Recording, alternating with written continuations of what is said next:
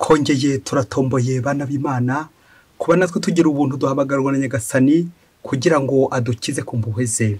Ku izina ry'Imana Data na Mwana na Roho Mutagatifu, amen. Amahoro bana b'Imana, nimuhumure, Imana iradukunda, ije kudukiza kuri iki cyumweru cya Ascension. Yezu asubira mu ijuru. Dore amasomo kinzu yacu duteguriye adufasha natwe kwitegura ijuru. Isomo rya menyu bitariki byakozwe n'intumwa umutwe wa mbere murongo wa mbere kugeza kwa 11. Teofili we, mu gitabo cyanjye cya mbere nanditse ibyo Yezu Kristo yakoze n'ibyo yigishije byose kuva mu ntangiriro kugera ubwo yajyanywe mu ijuru, amaze guha intumwa yari yaratoye amabwiriza ye abigirisha Roho Mutagatifu. Ni nabo yari yariyeretse nyuma y'ibibabara rye ari muzima, abihamya akoresheje ibimenyetso byinshi. Nuko abonekera mu minsi 40 abaganirira iby'ingoma y'Imana. Igihe ariho asangira nabo, abategeka ko batazatira mu Yerusalemu, ahubwo bazahategereza iby'Imana Data yasezeranye. Arababwira ati, ni nabyo mwanyumvanye ngo Yohana yabatirishije amazi, naho mwebwe muzabatirizwa muri Roho Mutagatifu nyuma y'iminsi mikeya. Nuko bakabateraniye hamwe, maze baramubaza bati, Nyagasani, ubu se niho ugiye kubyutsa ingoma ya Isiraheli? Arabasubiza ati, si mwebwe mugenewe kumenya ibihe n'amagingo Data yageneye ubutegetsi bwe bwite, ahubwo mugiye guhabwa imbaraga za Roho Mutagatifu zabazamo, bityo muzambera abahamya i Yerusalemu, muri Yudeya yose no muri Samariya, ndetse no kugera ku mpera y'isi. Amaze kuvuga cyo, azamurwa mu ijuru bamureba, maze igicu kiramukingiriza, ntibongera kumubona. Uko bagahanze amaso ijuru, Yezu amaze kugenda, babona abantu babiri bambaye imyambaro yererana bahagaze iruhande rwabo. Barababaza bati, yemwe bagabo b'i Galileya, niki kibahagaritse aho mureba mu ijuru? Yezu wabavanywe akajyanwa mu ijuru, azaza nk'uko mumubonye ajya mu ijuru. Iryo ni ijambo ry'Imana. Zaburi ya 47. Imana izamutse bayiha impundu, Uhora azamutse avugirwa n'impanda. Imiryango mwese nimukome yombi, musingize Imana mu rwamo rw'ibyishimo, kuko Uhora umusumba byose ari ruterabwoba, akaba umwami w'igihangange ku isi yose. Imana izamutse bayiha impundu, Uhora azamutse avugirwa n'impanda. Nimucurangire Uhoraho, nimucurangire umwami wacu, nimucurange, kuko Imana ari yo mwami w'isi yose. Nimucurange mwimazeyo mu byamamaze. Uhoraho ni umwami ugenga amahanga. Imana itsetse ku ntebe yayo yuje ubutungane. Isomo rya kabiri niryo muhora Paulo Mutagatifu yandikiye Abanyefezi, umutwe wa mbere umurongo wa 14 kugeza kwa 23. Bavandimwe, Imana y'umwami wacu Yezu Kristo, yo mubyeyi wuje ikuzo, nibaho umutima w'ubwenge n'ubujijuke, maze muyimenye rwose. Ubonye yamurikiye amaso y'umutima wanyu, mugasobanukirwa n'ukwizera mukesha ubutobwe bwanyu, n'ikuzo rihebuje muzigamiyeho umurage hamwe n'abatagatifujwe, mugasobanukirwa kandi n'ububasha bwayo butagereranywa yadusesuye twebwe abemera. Izo mbaraga zitagira urugero yanazigaragarije muri Kristo, igihe muzuye mu bapfuye, ikamwicaza iburyo bwayo mu ijuru. Hejuru y'icyitwa igikomangoma, igihangange, ikinyabubasha n'ikinyabutegetsi cyose, ndetse no hejuru y'indi zina ryose ryashobora kuvugwa ubu no mu bihe bizaza. Ishyira rero byose munsi y'ibirenge bye, kandi imbere ya byose imugira umutwe wa Kiliziya, ari wo mubiri n'umusendero w'Imana ubwayo isendereyemo ku buryo bwose. Iryo ni ijambo ry'Imana. Nyagasani Yezu nabane namwe. Amagambo mu Ivanjili ntagatifu kwanditswe na Matayo, umutwe wa 28 umurongo wa 16 kugeza kwa 20. Muri icyo gihe abigishwa 11 bajya mu Galileya ku musozi Yezu yari yarabarangiye. Bamubonye barapfukama, bamwe ariko bashidikanya. Yezu arabegera arababwira ati, nahawe ububasha bwose mu ijuru no ku isi. Nuko rero nimugende mwigisha amahanga yose, mubatize ku izina ry'Imana Data na Mwana na Roho Mutagatifu, mubatoze gukurikiza ibyo nabategetse byose. Dore kandi ndi kumwe namwe iminsi yose kugeza igihe isi izashirira. Iyo ni Ivanjili ntagatifu. Dore kandi ndi kumwe namwe iminsi yose kugeza igihe isi izashirira. Bakristo bavandimwe, Yezu Kristo akozwe. Ahangaha tugeze ni kuri Buri Munsi. Ndakwifuriza nawe ijuru. Kuri umunsi mukuru wa Ascension tuzirikana Yezu asubira mu ijuru. Yezu rero nubwo agiye mu ijuru, ntago dusiga cyo, ahubwo twizeza ko natwe tuzamusanga hehe mu ijuru. Dore ko twese twaremeye kuzajya hehe, kuzajya mu ijuru. Iryo jambo ijuru riragaruka mu inshuro nyinshi. Niba ushaka kuryinuba uze kwisohokera, kuko tujye kurivuga, niryo tujye kwibandaho. dore ko umukristo muvandimwe icyita rusange ku buzima bw'umukristo n'ijuru, ibintu byose wakora niba nta juru uteganya wabyihoreye ko ari ubusa. Nuko rero mu byo uvuga, mu byo ukora, mu byo utekereza ujye ushyiramo ijuru. Niba ukiri utaratekereza ijuru, none se twaba turi kuruhira iki? Ku ijuru ariho tuzatura ubuziraherezo, kuki atari ibyo utekereza? Kuki wibera mu by'iyi si akaryo gutwara uruhu n'uruhande, ariko ijuru ukariburira umwanya na gatoya? Aha, iyo tuvuze kujya mu ijuru ntabwo gusa ari ugupfa ako kanya, ahubwo kujya mu ijuru ni gute? Kujya mu ijuru ni igihe cyose ndi gukora neza. Kujya mu ijuru ni igihe nagiye mu isengesho. Iyo dusenga tuba tunyarukiye mu ijuru by'akanya gato. Noneho by'akarusho iyo tugiye mu gitambo cya misa ni nko kunyarukira mu ijuru by'akanya gato, kuko ibirori bya misa bitubimburira ibirori tuzagira nitujya mu ijuru. Reka rero niba nawe wifuza ijuru, dufatikanye gutondagura rya yibukiro rya kabiri mu bibikiro y'ikuzo, Yezu asubira mu ijuru, dusaba inema yo kwifuza kuzajya mu ijuru. Amen. Mukristo muvandimwe, nawe urifuza ijuru? Aha, ngiye gukubwira ikintu gikomeye cyane, ugiceho uturongo 5 kigiye kugufasha nawe kuzajya mu ijuru. Ni ijambo bita ijambo ubutungane, la sainteté.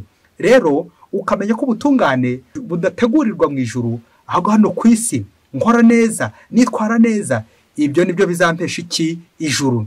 Naho ubundi wagira amazina y'ikirenga, naho ubundi wagira imirimo nari ngiye kuvuga y'ikirenga, waba umutegetsi ukomeye cyane, wagira amafaranga, ntago ari azakugeza mu ijuru, ntago ari amazina akomeye azakugeza mu ijuru, ahubwo iki? Ubutungane, gutunganira Imana buri munsi. Urwo ni rwo rwego twese tuzazamukiraho tujya hehe? Tujya mu ijuru. Tujya kuzirikana ku ngingo yo gusaba igira iti, Yezu nanjye uzampe ijuru. Ubwo busabe bwacu Yezu Kristo arabwakira, niwemera koko ugatuza, maze Yezu Kristo akaguturamo, ubutatu butagatifu bukaguturamo. Yezu nanjye uzampe ijuru. Isomo rya mbere koko riturangira ijuru, ubwo koko batubwira ko uzajya mu ijuru agomba kuba ari inshuti y'Imana. Batangiza izina ry'umuntu witwa Teofili. Teofili we, ubundi umukristo yagombye guhita yitaba ati karamenya gasani, kubera ko iki gitabo cy'ibyakozwe n'intumwa cyandikiwe nyine ba Teofili, cyandikiwe inshuti z'Imana. Teofili ni amagambo abiri y'ikigereki avuga Theos Philos, bikavuga ngo aimé de Dieu, inshuti y'Imana, umukunzi w'Imana, ukunda Imana. Binumvikana nyine Imana iramukunda nawe, twese Imana iradukunda, ariko ntago twese dukunda Imana. Akana mukristo muvandimwe ukitaho ko Imana igukunda nako nitegeko, ariko wowe ukaba utayikunda kandi byaba. Aha, mba nishuti y'Imana igihe cyose nkora neza, mba nishuti y'Imana igihe cyose ndi kuvuga neza, mba nishuti y'Imana igihe nakira abana b'Imana neza bose, nkabakira neza mu rukundo, nkita ku ibikorwa by'impuhwe, ngakora neza igihe cyose, umunsi ku wundi, kuko Nyagasani nyine aba ari kumwe nanjye icyo gihe. Ijuru naho ngaho nyine ndi gukorera neza. Ijuru ni uko ndi kwitwara neza. Ijuru ni imyitwarire myiza. Nanone ikinyuranyo kirashoboka. Umuriro nibyo bikorwa by'umwijima, ibikorwa by'urwangano, urwangano runuka n'ibindi byose bibi koko ushobora gukora hano ku isi, ubonaho n'umuriro. Gatigisima kiza Gatolika itwibutsa ibintu 4 ku maherezo y'umuntu. Icya mbere ni urupfu, icya kabiri ni urubanza rw'imperuka, icya gatatu ari nacyo cya kane ni umuriro cyangwa ijuru.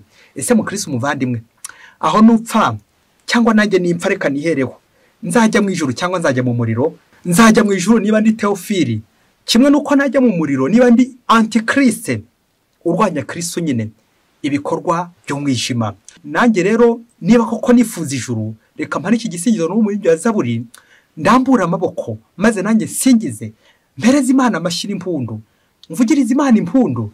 Yezu Kristo azamusagiye mu ijuru, ariko ijuru riri hehe? Ijuru ni mu mutima wawe, aho ngomba guhurira n'Imana. Ijuru ryatangiye, naho niba Kristo adahari, uwo ni umuriro, ndakubwira ukuri, uwo ni umuriro ukomeye cyane, uri gupfa, uri gushya, nuko utabizi, zango zirara zishya. Aho ngaho nyine ni mu muriro. Erega umuriro utangira hano ku isi mubyeyi, n'ijuru ritangirira hano ku isi. Isomo rya kabiri koko riratwibutsa kugendera mu rumuri, kugira ngo tuba abana b'urumuri koko, nibwo tuzajya mu ijuru. Yezu nanjye umpa ijuru. Ubwo Pawulo Mutagatifu abwira Abanyefeso ati, ubonye Kristo yamurikiye amaso y'umutima wanyu, mugasobanukirwa n'ukwizera mukesha ubutorwe bwanyu, n'ikuzo rihebuje muzigamiyeho umurage, mugasobanukirwa kandi n'ububasha bwayo butagereranywa, yadusesuye twebwe abemera. Amen, amen, amen, amen. Mu ijuru ninjyayo nzasanga abatagatifujwe, babandi koko batunganiye Imana, abatagatifu.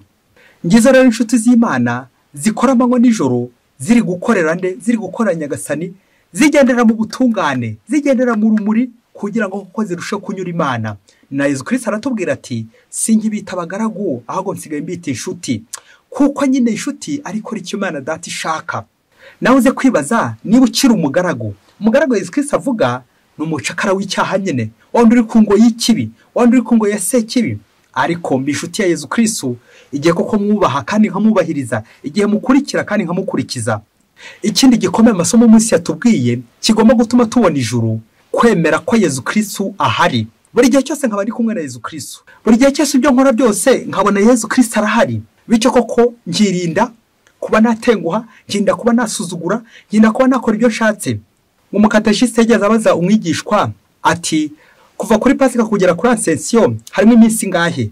Umunyeshuri amusubiza ati, ni iminsi 40. Nuko umukateshiste arongera ati, ukurikije uko wabonye cyangwa wumvise ivanjiri y'amabonekerwa Yesu Kristo ari kubonekera abe mu gihe cya Pasika, abonekera Mariya Madarena, akabonekera ba Petero, ba Yohani, abigishwa b'intumwa ze, akaza kubonekera na Tomasi. Amabonekerwa yose two twayumvise cyane cyane mu gihe cy'iminsi 40. Yesu iyo minsi 40 yose yabaga hehe? Dore ko mvaga ko abigishwa bageraga batya bakabona ngo yahagaze hagati yabo. Nuko ngo wa mwigishwa aramubwira ati, mwarimu wowe urakina, uzi ba Pilato bari aha ngaha n'amacumu bafite n'ibando bafite, uzi ba Kayifa imihoro bafite n'amacandwe y'Abayahudi ukuntu yagiriye Yesu nabi. None se Yesu Kristo koko yari gukomeza agenda yidegembye imbere? Yesu Kristo rero yagiye kwihisha, yihisha mu bihuru aho ngaho muri Galileya, yihisha no mu bigunda, hato ba Pilato batongera kumwica, kuko ba Pilato n'abanyeshyari bakomeye cyane, bakongera bakamugira nabi. Iyo minsi rero 40 Yesu yimaze aho ngaho nyine mu rwiri, mu kigunda, yihisha aho ngaho. Bakristo bavandimwe, Yesu Kristo akuzwe. Yesu Kristo ni Imana, Imana ntabwo yihisha. Yesu Kristo kuba atarabonekeye ba Pilato ahubwo akajya kubonekera Mariya Madarena, ntabwo ari uko yabatinyaga, ahubwo amaso yacu, amaso y'umutima niyo ashobora kubona Imana. Naho ubutegetsi, ububasha, amafaranga yo ntabwo nyine yabona Imana. Iyo numva nihagije ntabwo nshobora kubona Imana. Kubona Imana bisaba iki? Bisaba kwiyoroshya. Na niyo mpamvu Yesu Kristo uri wese amubonekera iyo 40, iyo minsi 40 ntabwo ari ukubara kuva kuri 1, 2, 3, 4, 5, 6 kugeza kuri 40, ahubwo 40 mem ni umubare uvuga igihe gihagije, igihe cyo guhura n'Imana, igihe cyo kubonekerwa na Yesu Kristo. Nkabona Yesu Kristo akampa ubutumwa, akantuma ku bandi kujya kumumenyesha abandi. Ngiyo Pasika, guhura na Yesu Kristo nkabonekerwa nawe, nuko rero ngakomeza n'inzira ubutumwa bwo kujya kumwamamaza mu bandi. Rero Yesu Kristo iyo minsi 40 ntabwo yayimaze muri gihuru, ahubwo nanone tukazirikana ibihe bitatu: Pasika, Ascension ndetse na Pentecoste. Ni ibihe bitatu byunze ubumwe. Yesu Kristo rero ntabwo yazutse kuri Pasika ngo akamara iminsi 40 yose arimo tembera hafi aho ngaho cyangwa yihishe nk'uwo muri ya mwana kuko abivuze, ahubwo ibyo bihe ko ari bitatu bigize ikintu kimwe, amahoro gucungurwa kwacu. Yesu Kristo amara igihe gihagije atwibwira, ari aho ngaho koko turi kumwe nawe, bigatwibutsa ko Yesu Kristo atigera siba. Yesu Kristo aba ari kumwe natwe, ntabwo tuzigera tumubura, ntabwo yigera duhunga, nta nubwo yigera atandukana natwe, ahubwo ahorana natwe. Nandyo ko twumvise mu ivanjiri y'uyu munsi, ubwo Yesu Kristo koko agiye kujya mu ijuru, rya juru koko agiyemo, ntabwo adusiga cyo, ahubwo amara kuduha ubutumwa, agatwizeza no kugumana natwe.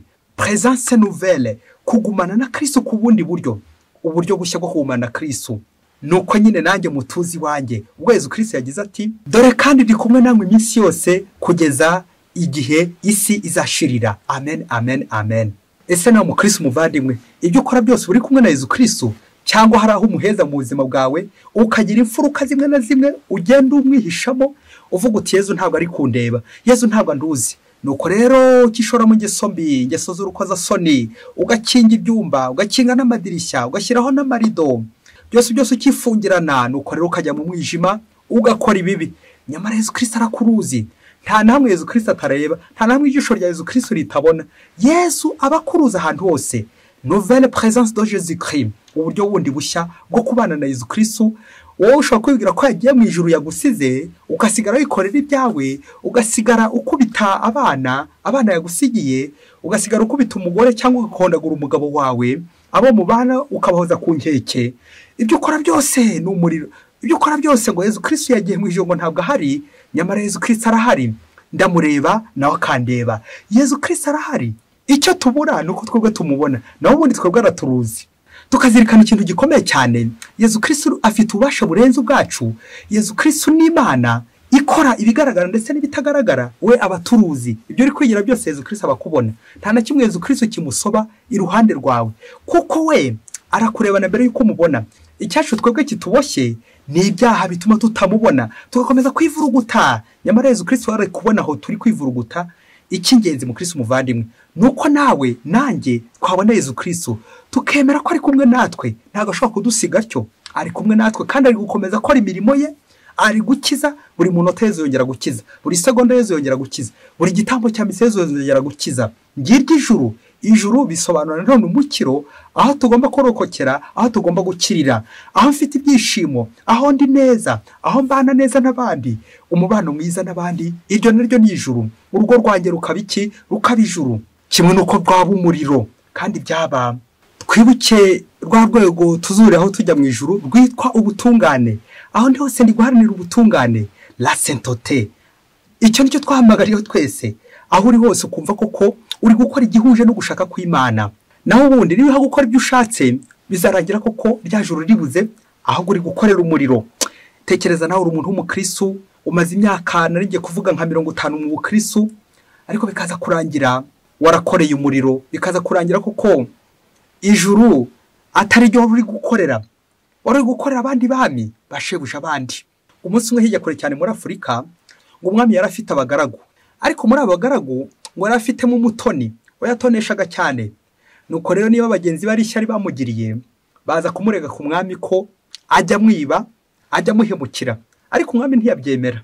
Umwami koko kubera ko amutoneshaga, koko yanga kubyemera ko umugaragu we amuhemukira inkoramutima ye. Nuko igihe kimwe kiza kugera koko umwami kubera ko yizeraga uwo mugaragu we, ngo aza kumusigira urufunguzo, maze ngo aramuhamagara aramubwira ati, umva rero mugaragu wanjye inkoramutima, ubu rero ngiye mu rugendo rw'icyumweru, fata uru rufunguzo rwa kiriya cyumba, nahasize inzoga itaze, inzoga izaba iryoshye cyane. Nuko rero uzayivunure nyuma y'iminsi 3, maze wakire abantu bose bari ibwami, ubagirire neza. Nuko rero ngo wa mugaragu yakira rwa rufunguzo, maze koko umwami nawe ajya mu rugendo nk'uko yari yabiteganyije. Ngo umwami amaze gutirimuka aho ngaho, bishoke ko wa mugaragu yakomeje kumuherekeza kugira ngo koko niba yaramugezaga ku kibuga cy'indege, niba hari ahandi yamugezaga, nuko aramuherekeza. Wa mugaragu abonye ko umwami agiye, agatima gakomeza kurehareha, ngo dore ko yagiraga amatsiko menshi cyane ndetse n'ubusambo butabuze. Ariko bya bindi by'uko nyine ngo ufashwe niwe gisambo ngo yari atarafatwa. Nuko umwami agitirimuka aho ngaho, ngo afata rwa rufunguzo ngo arakingura. Ubanza yaragiye kubanza kumva nyine, yumva ko inzoga yahiye, maze ngo asanga rwa rufunguzo rudahafungura. Nuko yiruka amasigamana ngo umwami ataragera kure, ubundi amubwire nyine ikibazo ahuye nacyo. Maze ageze ku mwami ngo aramubwira ati, mwami nyakugira Imana, uzi ko za mfunguzo wampaye nta n'umwe rufungura cya cyumba? Nuko umwami areba hirya areba hino, nibwo koko yagiye yakwemera ko umugaragu we amwiba. Kuki iki cyumba gifunguye nonaha, kandi aramubwiye kuzagifungura nyuma y'iminsi 3 kugira ngo avunure ya nzoga. Bishoboke ko byaje kurangira umwami koko amwirukanye nyuma kubona iki kimenyetso. Mwami wowe ugahora ku ngoma, urufunguzo mwampaye ntago rufungura cya cyumba mwampaye. Bakristo bavandimwe, Yesu Kristo akuzwe. Ngo uko natwe Yesu Kristo azaza koko agasanga twaramuhemukiye. Hari amategeko yaduhaye, hari itegeko yaduhaye ati iki cyumba uzagifungura nyuma y'iminsi 3. Wowe rero kubera amatsiko yawe menshi, wowe rero kubera ubunyangamugayo bwawe buke, nirinze kuvuga ubuhemu, nuko ukajya kuri cya cyumba ukagifungura, ukarenga ku itegeko Imana yaguhaye, ukarenga itegeko umwami yaguhaye. Umwami wacu ni Yesu Kristo, wandi udutegeka ati nimukundane. Igihe cyose warenze kuri iryo tegeko, uzamenye ko bizarangira wirukanywe, nta juru uzongera kubona. Bizarangira ko kumeze nk'uyu mugaragu nawe birukana. Kubera iki? Yarenze ku itegeko yahawe. iki cyumba uzagifungure nyuma y'iminsi 3. Noneho kubera ubusambo bwawe, noneho kubera ubuhemu bwawe, uhise ugenda uragifungura umwami ataranagera kure. Ngo kuko Imana abakristo bavandimwe ibihorana natwe, ihora iducunga ari ukugira ngo iducungure. Wowe rero icyawe ukajya ngo Imana ntikureba. Mukristo muvandimwe, ibyo ukora byose ujye uvuga uti Imana iranduzi. Ngo kuko uzahora wivuruguta mu isayo, ugahora wiba, bamwe banakubona abandi ntibakubone, no ukavuga uti buriya umwami ntiyambonye, umutegetsi mukuru ntiyambonye, buriya ntacyo reka nikomereze. Nuko ntabwo komeza wivuruguta mu isayo, bikaza kurangira koko umunsi wa 40, umunsi y'igisambo ngo ni 40, bikarangira ufashwe. Iyi 40 mu Kristo muvandimwe bishatse kuvuga none igihe gihagije, ushaka kumara igihe gihagije wivuguta mu byaha, ingeso z'urukoza soni ngo ntibamfashe.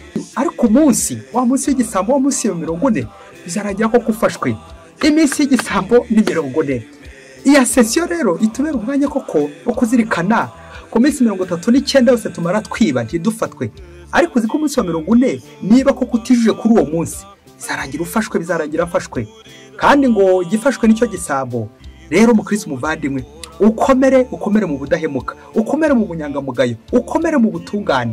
Bityo koko Yesu Kristo ajyaza asange ko kuri maso, ajyaza asange ko cyakomeje mu butungane, ajyaza asange ufite gukurikiza amategeko ye, cyane cyane iryo tegeko ry'urukundo ryo kuzagaburira, ryo kuzasangiza abandi byiza twavunuye muri cya cyumba kirimo ubukungu bw'Imana, cya cyumba kiriziya, byo navanye mu kiriziya ngabishyira abandi. Ku munsi wa 3 ubwo Yesu Kristo nyine azazuka, wa munsi wa 3 nanone igihe nzavunurira ya nzoga, nuko rero ngahereza abandi. Nyagasana kamba ubutumwa, nanjye koko ngakomeza nkamutumikira.